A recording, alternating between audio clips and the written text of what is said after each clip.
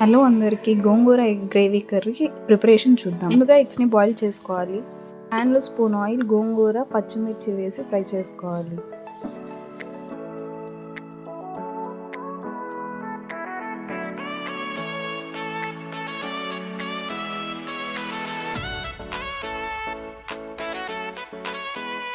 గోంగూర fry అయ్యాక mixie జార్లో వేసుకొని అల్లము, తెల్లగడ్డ, తగినన్ని నీళ్లు పోసుకొని పేస్ట్ చేసుకోవాలి. ప్యాన్లో స్పూన్ ఆయిల్, చిటికెడు పసుపు, ఎగ్స్ని వేసుకొని గోల్డెన్ బ్రౌన్ కలర్ వచ్చేంత వరకు ఫ్రై చేసుకోవాలి. కడాయిలో ఆయిల్, బిర్యానీ ఆకులు, పచ్చిమిర్చి, కప్ ఆనియన్స్ వేసి ఫ్రై చేసుకోవాలి.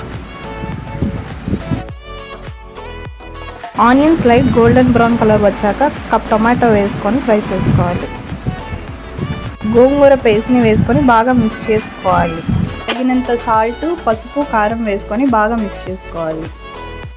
మసాలా అంతా ఫ్రై అయ్యాక వాటర్ని వేసి ఎగ్స్ని వేసేసి బాగా ఉడికించుకోవాలి.